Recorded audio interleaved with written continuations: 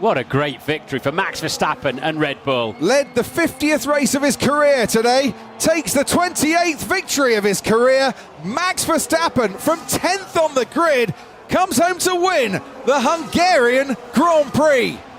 And behind him, from 7th on the grid, Lewis Hamilton takes second place. Behind him, the man who started on pole, George Russell, for yet another podium, the 1-2-3, as it was at Paul Ricard last week. Verstappen, Hamilton, Russell.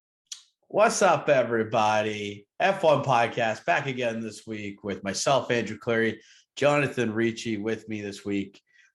Erica will be also with me this week. We're doing a two-parter this episode. First part is going to be focusing on the review of the Hungarian Grand Prix. And the second part is going to talk about the wacky week that we just had with regards to driver transfers. But yes, this is the F1 Podcast reviewing the Hungarian Grand Prix where, correct me again if I said this already, but Max Verstappen wins on another Ferrari blunder. Another Ferrari blunder. You lose. I said that already this year. Finish him. John, how are you doing, man? It's been about a shit show, basically, for the past couple of weeks on the Ferrari side.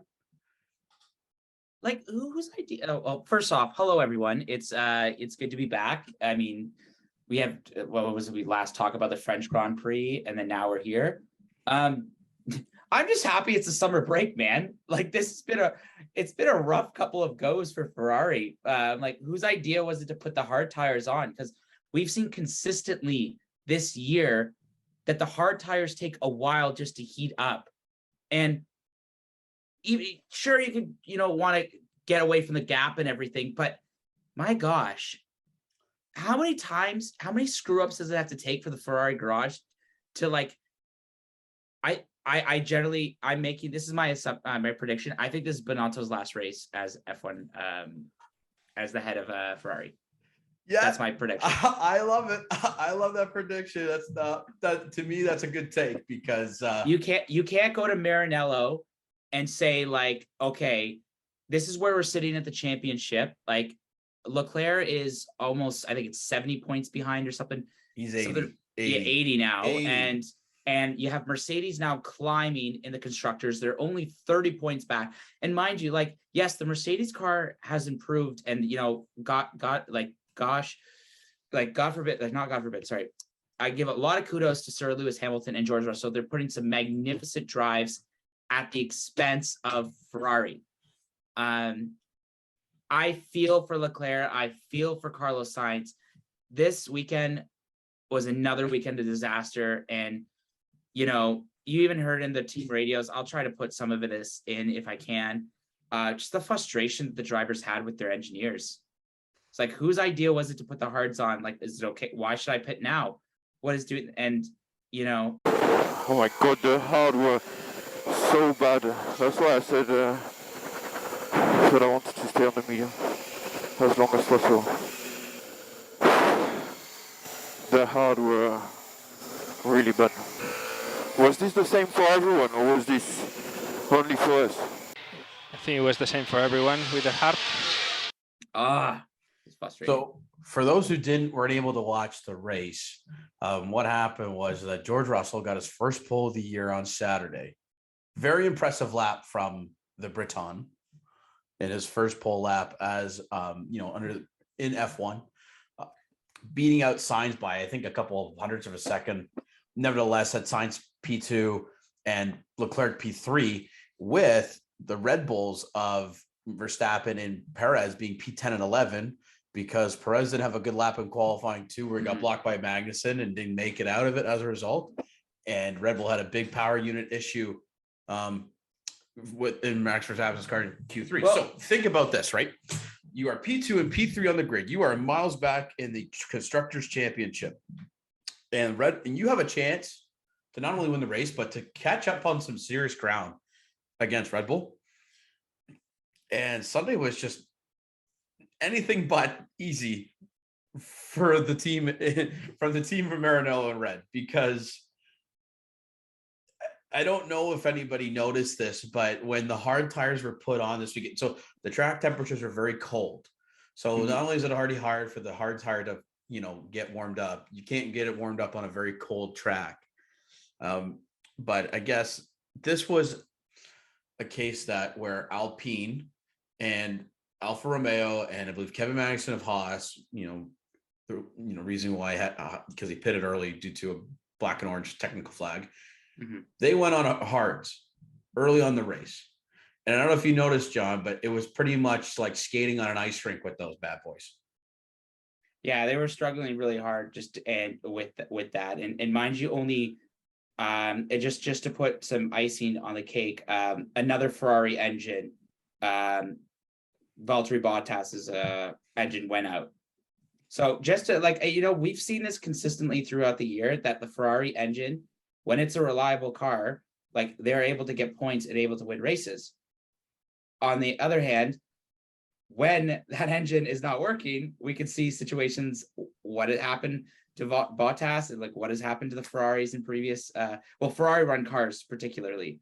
I think they should ban the hard tires for the rest of the season. I don't want to see any more. I don't want to see that tire anymore. Yeah, because the optimal strategy this race was starting on the softs and then doing 2 sets of mediums to get you to the end, because the softs, they degraded quickly, but we're able to get you to a window where you can go put medium, which was the optimal race tire, in my opinion, this weekend for you to finish out the race. Well, ironically enough, Max Verstappen was able to do that with their strategists. They were able to do soft to medium. And where the problem is that Ferrari started on the medium tires. And to cover off strategy, they burnt through two sets of mediums quick on both. And that's why then Leclerc had to go to hard because the soft wouldn't get him to the end. So again, this is on the strategists of Ferraris for not starting on softs when it would have been smart for them to start on softs, because you know that Red Bull behind you are going to be starting on softs as well. And they're miles back. So mirror the strategy and keep ahead of them the entire time in that case, in my opinion. But no, they went on medium. So everybody else went on pretty much softs. And they got caught up on their own strategy again. And I don't understand when you see 5 drivers ahead of you put on hard and it's a skating rink around there. Even Ricardo said it was sucked on going on the hard. That you put him on the hard tire? What are we doing? I actually also do like to add on that is this is another scenario where are the engineers even watching the race? Because in the French Grand Prix, when Carlos Sainz was trying to pass Checo, they're literally telling him to box. And it was literally okay, if I'm going wheel to wheel with someone, I don't want you to talk to me in my ear right now. If I'm going 300 kilometers an hour. Yeah, and you could just clearly see the dejected face of Leclerc after the race, in his press conferences. Russell came up to him and he said, "Unlucky, mate," and Charles goes "Oh, I don't know about that." Clearly frustrated with his entire team and the clown show that has become the Marinara pit wall, and they've given up so many points to Red Bull this season that it's, dare I say, pretty much over. It's looking grim. Obviously I will still be loyal to Tifosi, but there needs to be some changes. And this is not the episode to talk about the midterms, but I think it's very clear that if there's going to be a team that is going to be on not on thin ice is a great one. The hot seat is going to be Ferrari, and I do have a lot of respect for Binotto. I think he's put in his time there, even when there's that famous video of when Michael Schumacher went to go interview him, and he's literally sitting at a fold out table at some really old computer looking at data or something. But I think there needs to be some changes. I don't know who you bring in, to be honest. They can really I don't know if you bring in someone from the older generation. You obviously can't bring in Ross Brawn or Gene Todd or someone like that, but because they're significantly older now, and I think Ross Brawn has a job with the FIA. But you need to bring someone new in, and I think some new vision, who understands the drivers, who understands the history, and especially keep in mind Italy is the third race back third race back in the from the summer break. And if Ferrari doesn't have a good showing, and this will probably be the first time a lot of fans are allowed to go to a race in Italy. I think they were able to have some fans in 2021. I don't know if it was like a full house, but I can tell you, Tifosi will be pissed at Monza if what happened this week happens. Ferrari fans, let us know if you want Binotto out and Arriva Bene back in, like that. When him and Kimi were there, they were fighting, the juggernaut that were Mercedes, but I don't know. I just there's always an excuse. There's always an excuse to the question, John, with Binotto and the team. No one is taking the blame here.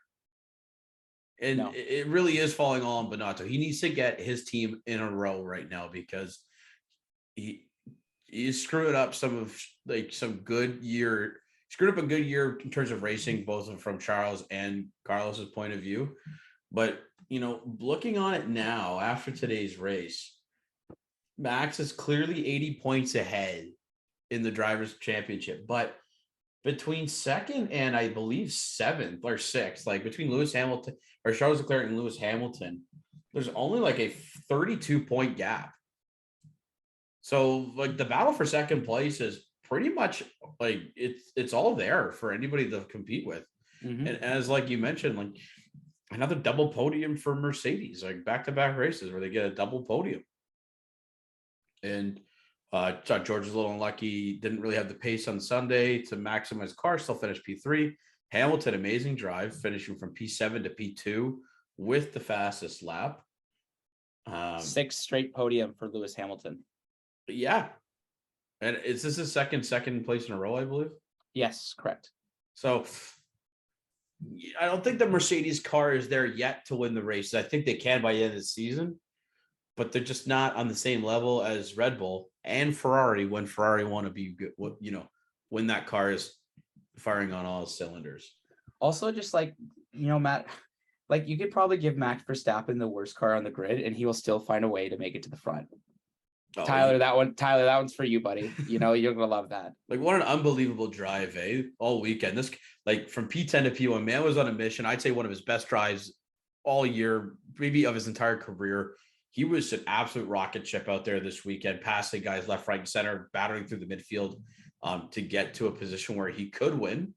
And the strategy, team strategy at Red Bull really put him in a position that he could capitalize on the win in that case, and took full advantage of that. Mm-hmm.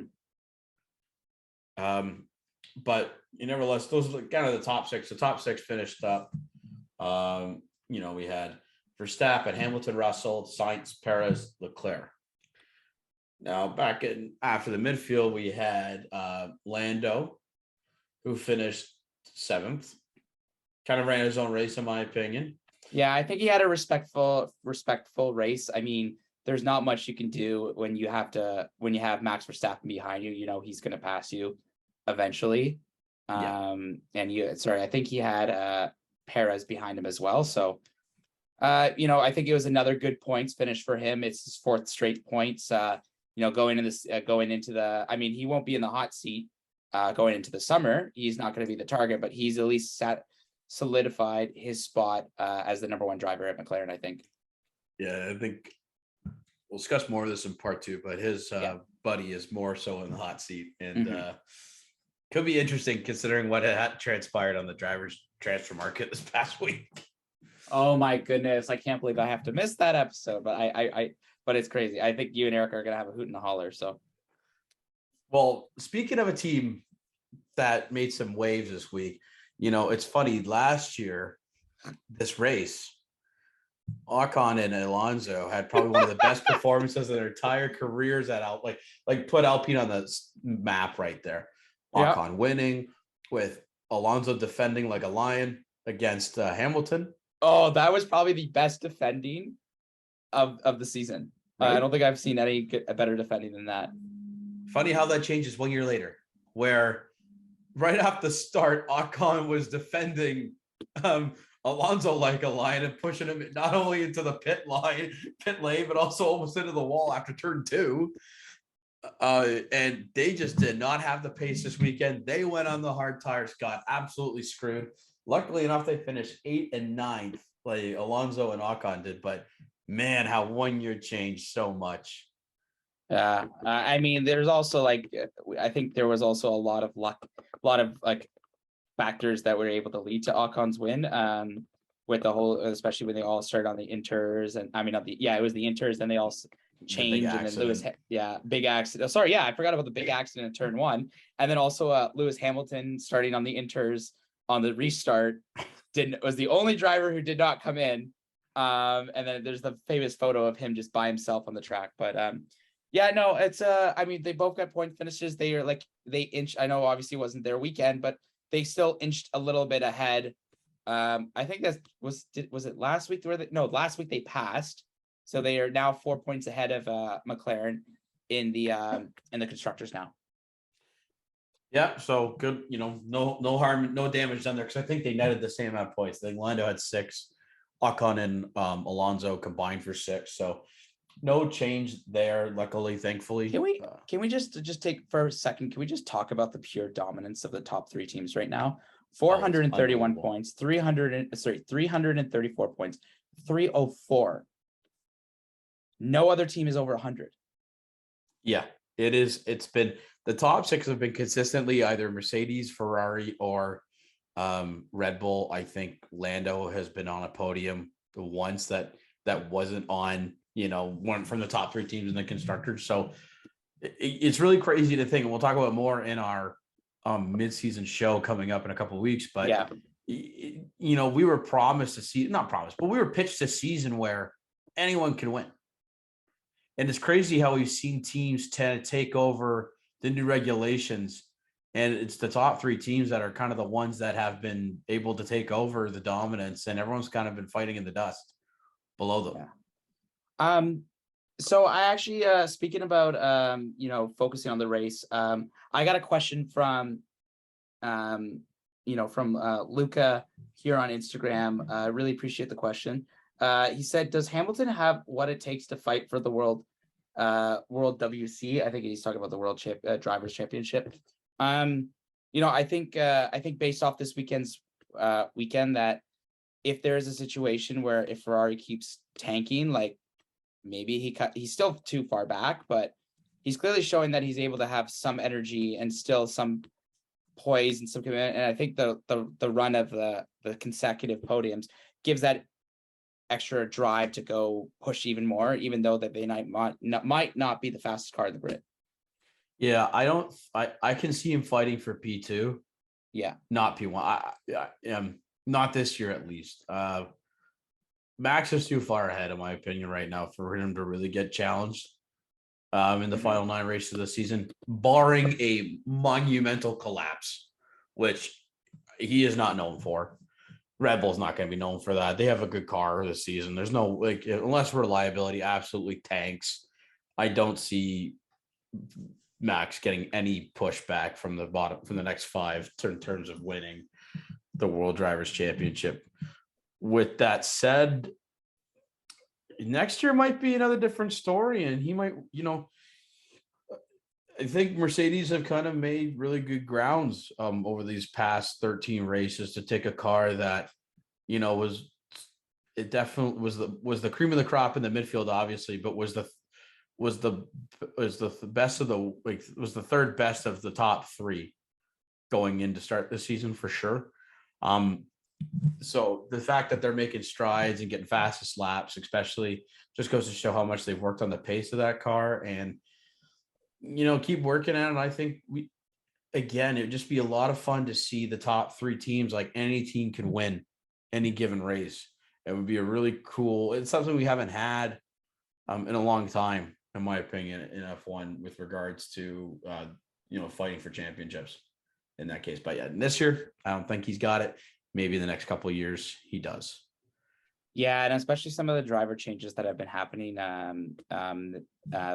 could maybe open the window of potentially be able to kind of capitalize on some of those changes. So Yeah, I'd be curious to see how that thing is.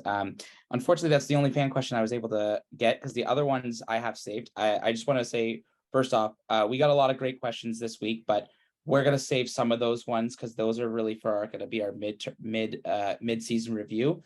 So that will be episode 17, because technically this is gonna be a part 1 and then part 2, or maybe a 16.5. We'll figure it out. Yeah, one or the other. But yeah. Season 2, episode 17 will be our mid-season review. Yeah, I was gonna say, is there anything else that really captured this weekend? I did unfortunately see on social media there were some issues with security guards with fans again. You know, I don't really know a little bit more about the scenario, but it seems like this has become a growing concern with fan interaction with security, or fan interaction at arenas. I don't know what this particular case was, but hopefully, I know that the FIA is kind of looking in some of the fan interactions, the flares and everything, but I don't know if you saw any of that on Reddit or something.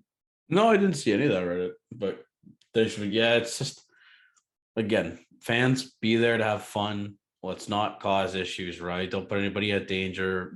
Everybody goes, everyone pays good hard-earned money to go watch this, to go watch the race, and let's make it an environment that's enjoyable for everybody.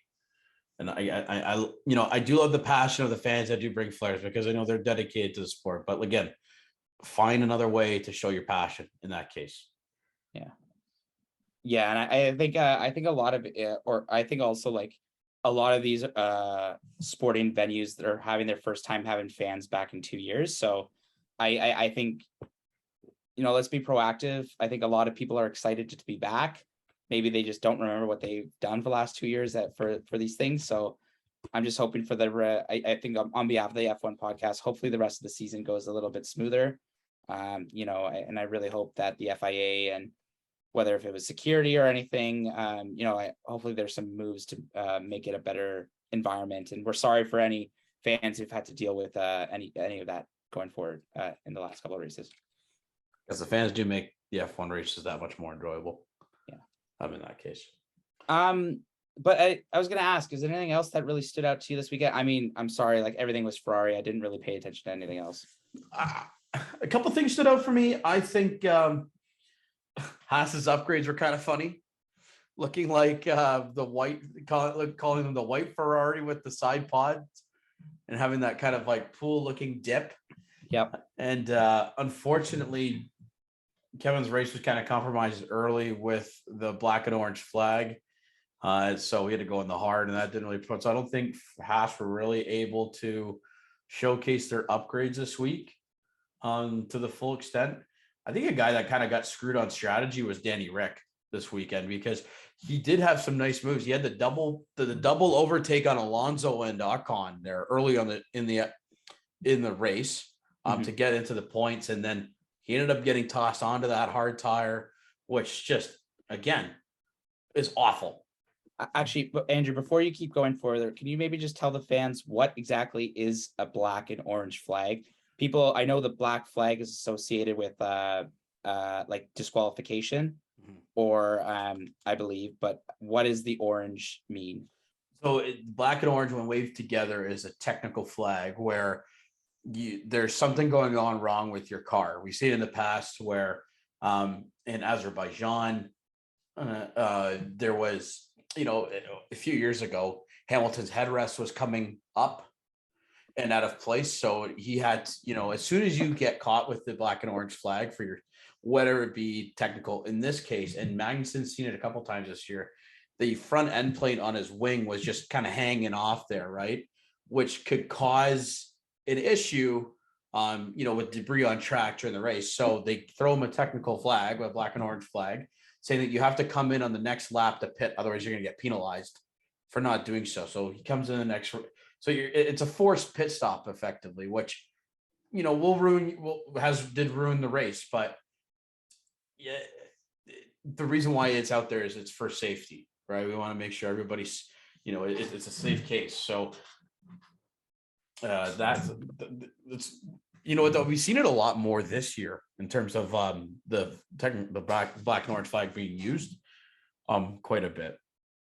Yeah, that's good because that's the only flag I didn't really know. What's being flown. I think sometimes even I need like an understanding of what some of the flags that get flown. But yeah, no, that's really interesting. I don't know, not another. I don't know if Alpha Tower didn't really have a good weekend as well. Pierre Gasly did come 12th and Yuki came 19th. We did talk about Valtteri Bottas in his power unit. Vettel getting to the points again after his announcement. So that was very good to see. And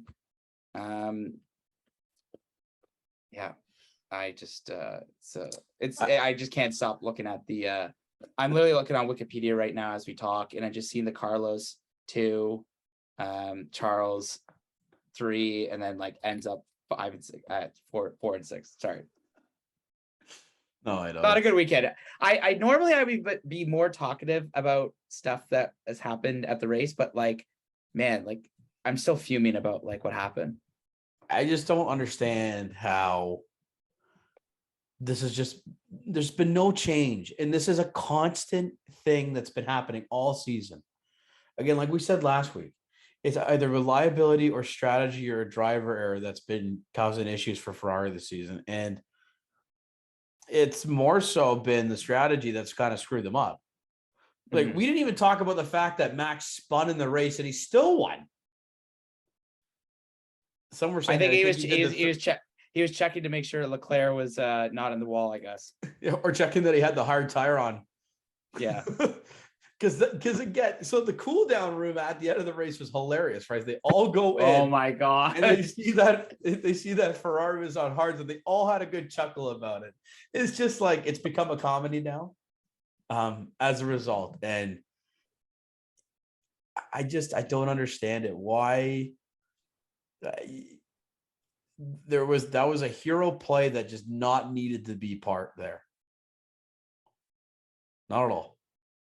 Excuse me. Yeah, no, it's frustrating. Yeah, I'm just gonna leave it there. I think that's a good spot to leave it at for this part. So everybody, this is part 1 of a 2-parter this week.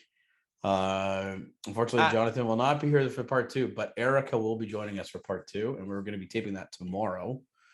Today is Wednesday the 3rd. Tomorrow is Thursday the 4th. We'll be taping it then. Actually, can I just give my quick 30 seconds? Absolutely. Very sad to see Vettel go, but totally not surprised. Fernando Alonso, shockingly, I didn't know why he's going to Aston Martin, but okay, whatever.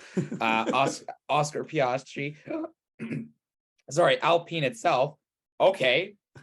PR nightmare. Thank goodness I was not part of them. And Alex Albon probably has the checkmate in PR of the week. So that's my 30 seconds right there. Love it. That's the best. That's the 30-second preview we're going for tomorrow's for tomorrow's taping of the episode, because it is going to be quite fun.